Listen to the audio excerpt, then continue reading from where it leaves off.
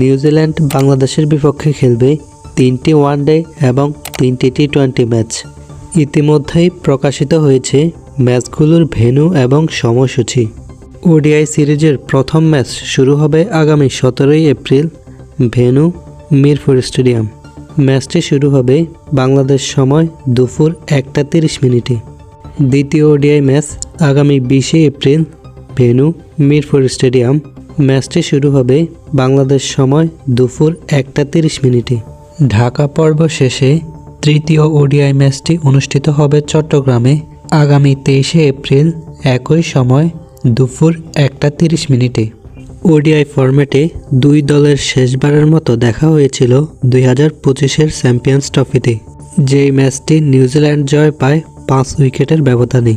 ODI series শেষে 3 দিন বিরতির পর আগামী 27 এপ্রিল শুরু হবে টি-20 সিরিজের প্রথম ম্যাচ। ম্যাচটি অনুষ্ঠিত হবে চট্টগ্রামে বাংলাদেশ সময় সন্ধ্যা 7টায়। টি-20 সিরিজের দ্বিতীয় ম্যাচ আগামী 29 এপ্রিল চট্টগ্রাম স্টেডিয়ামে। ম্যাচটি অনুষ্ঠিত হবে একই সময় সন্ধ্যা 7টায়। আগামী 2রা মে টি-20 সিরিজের তৃতীয় অর্থাৎ শেষ ম্যাচ অনুষ্ঠিত হবে মিরপুর স্টেডিয়ামে একই সময় সন্ধ্যা 7টায়। দুই দলের শেষবারের মতো দেখা হয় 2023-এর টি-20 সিরিজে।